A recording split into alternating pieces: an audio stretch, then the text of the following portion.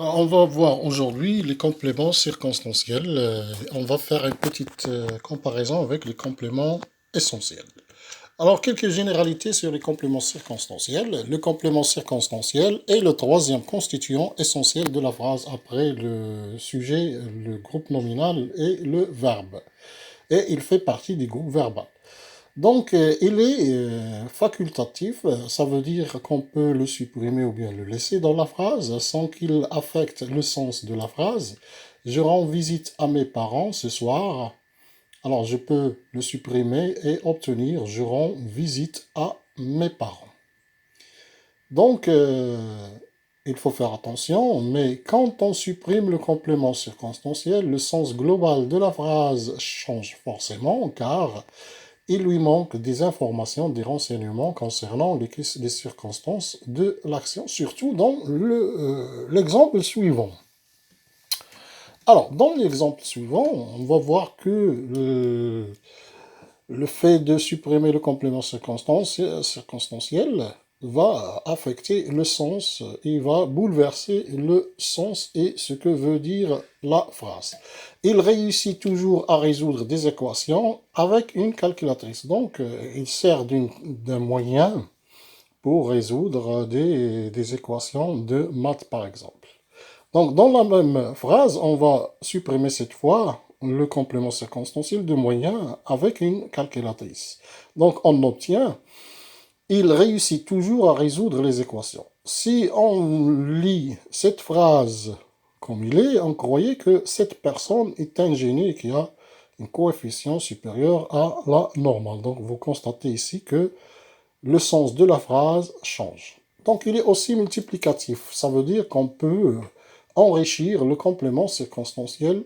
Donc ici, on a le complément circonstanciel. Le Barça de Messi, la meilleure équipe de football, il est très enrichi, remportera tous les championnats. Donc on va le réduire, on va obtenir le Barça de Messi remportera toutes les championnats. Donc vous constatez ici que le sens n'a pas changé beaucoup, mais la forme a changé. Donc le complément circonstanciel aussi, il est mobile, ça veut dire il est déplaçable, on peut le déplacer. Les petits garçons jouent à la balançoire pendant la récréation. Alors, pendant la récréation, c'est le complément circonstanciel. On va commencer avec pendant la récréation, le complément circonstanciel. Les petits garçons jouent à la balançoire. Et on va mettre le complément circonstanciel de lieu au milieu et on obtiendra les petits garçons jouent pendant la récréation à la balançoire. Toutefois, on ne peut pas placer le groupe complément circonstanciel que entre les groupes constitutifs de la phrase. Entre le groupe sujet et le verbe, par exemple, entre le verbe et le groupe complément, ou bien je peux le laisser à la fin de la phrase. Donc, on va voir maintenant les compléments circonstanciels et les compléments essentiels, et on va voir la différence entre eux. Donc, comment on peut repérer les compléments circonstanciels des compléments essentiels? Donc, il y a deux critères sur lesquels on se base pour différencier les compléments circonstanciels et les compléments essentiels. Premier critère est critère d'effacement. Donc, on peut réduire ou bien effacer le complément circonstanciel, ou bien on peut supprimer la proposition du complément circonstanciel. Donc, exemple, pour le complément circonstanciel, papa lit le journal tous les matins, donc je vais supprimer tous les matins, donc j'obtiendrai papa lit le journal. Alors, le sens n'est pas affecté, mais la forme, si. Pour le complément essentiel, le camion tire la citerne, je vais supprimer la citerne, j'obtiendrai le camion tire. Donc ici, il y a bouleversement dans le sens. On ne sait pas qu'est-ce qu'il tire, ce camion-là. Maintenant, on va voir le deuxième critère. Alors, critère de déplaçabilité. Donc, pour le complément circonstanciel, donc, dans la même phrase, on a terminé avec tous les matins. Maintenant, on va commencer avec tous les matins, papa lit le journal. Donc, le sens reste intact. Alors, pour le complément essentiel, la citerne, le camion tire. Donc, je ne peux pas déplacer le complément essentiel. Alors, c'est la différence entre le complément essentiel et le complément circonstanciel, c'est que l'un est déplaçable et on peut le supprimer, mais l'autre, on ne peut pas le déplacer ou bien le supprimer. L'autre, ça veut dire le complément essentiel. Donc, il faut faire attention entre le complément essentiel et le complément circonstanciel en faisant appel à ces deux critères. Donc, le complément essentiel, on va voir les compléments essentiels, quels sont ces compléments essentiels. Alors, le premier complément essentiel, c'est le complément d'objet direct. Exemple, le pêcheur pêche des poissons. Ou bien, le complément d'objet indirect, par exemple, le musicien joue à l'accordéon. Ou bien, un complément second et un complément d'attribution. Alors, on les a rassemblés dans cette phrase. On lui a donné son sac. Alors, son sac, c'est le complément d'attribution qui est attribué au complément second, lui. Les compléments circonstanciels sont, donc, on a le complément circonstanciel de temps, il voyage à 3 heures, à 3 heures. On a le complément circonstanciel de lieu, il travaille dans sa chambre, oui. Il joue avec joie le complément circonstanciel de manière. On a aussi le complément circonstanciel de but, il est parti tôt pour visiter sa maman, Et ce tableau coûte 1 milliard de dollars, le complément circonstanciel de mesure, 1 milliard de dollars. On a aussi le complément circonstanciel de conséquence, il est admis pour notre plus grande joie. Et aussi, on a un complément circonstanciel d'accompagnement, nous dînons avec nos amis, c'est le complément circonstanciel d'accompagnement. Et le complément circonstanciel de cause, il mange car il a faim. On a aussi un complément circonstanciel de moyen, vous pêchez avec un filet de pêche. Et on a enfin un complément circonstanciel de concession, avec tout son argent. Il n'a jamais pu trouver son bonheur avec tout son argent, c'est le complément de concession. Alors maintenant, on va voir les formes du complément circonstanciel. Alors, le complément circonstanciel est un groupe prépositionnel, ça veut dire il contient une préposition et la plupart du temps, cette préposition se trouve en tête de ce complément, ça veut dire le complément est introduit par cette préposition qui définit souvent le type de rapport qui l'unit à la phrase. Alors, c'est la préposition qui définit le rapport qui lie complément à la phrase. Donc, on va voir, ce rapport est peut-être un rapport temporel, le train part à 6 heures, un rapport spatial, le train entre en gare, un rapport causal, il est inquiet pour la désobéissance de son enfant, et un rapport concessif, je le conseille d'être attentif chaque jour. Alors aussi, la relation indéterminée instaurée par les propositions à accent et de est spécifiée par le sens des unités lexicales en jeu. Donc, des fois, on les trouve tous les deux dans une phrase. Ici, le match se déroule de 6 heures à 8 heures. Donc ici, il détermine le temps. Arrivé à la maison, donc le lieu, à la maison. Il a failli mourir de peur, alors de peur la cause.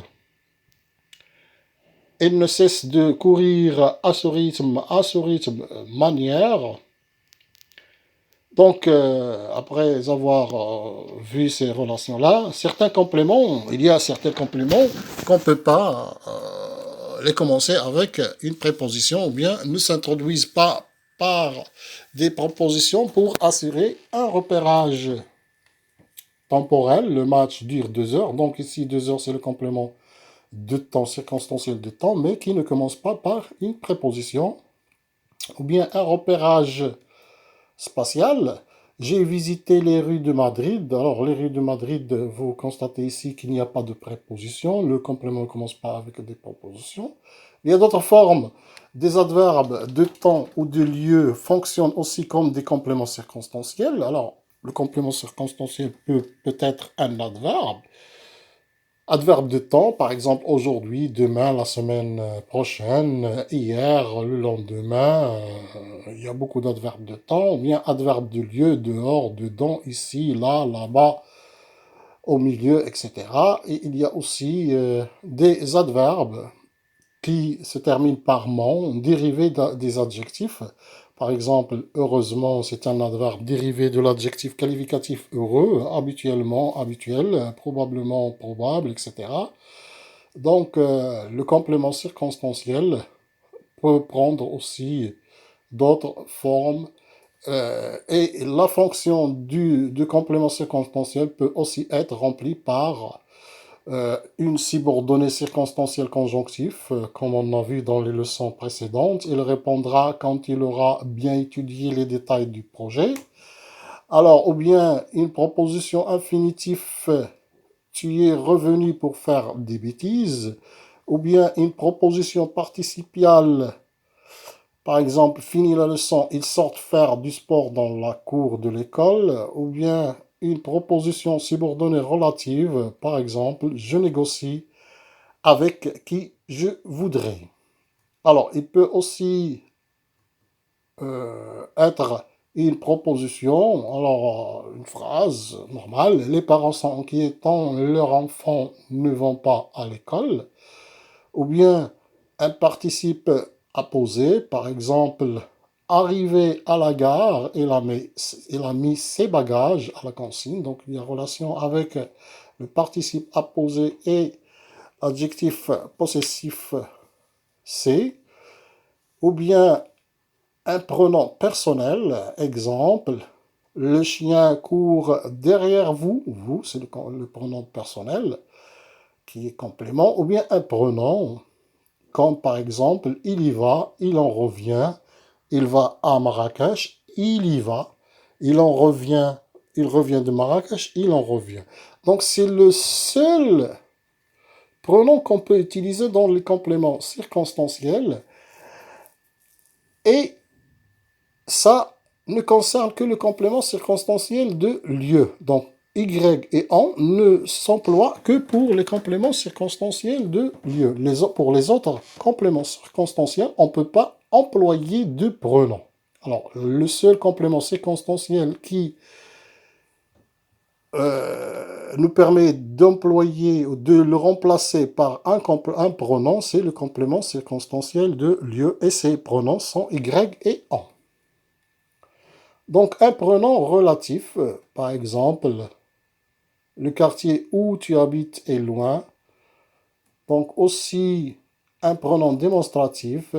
Après cela, il n'y a rien à déclarer. Ou bien un pronom possessif.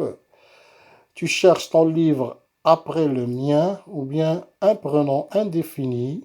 Par exemple, le médecin les examine l'un après l'autre. Ou bien un groupe nominal accompagné d'une préposition ou non, ou ne pas accompagné d'une préposition. Par exemple, un bon matin d'été, j'ai trouvé un chien. Un infinitif introduit par une préposition, par exemple, avant de manger, je me lave les mains.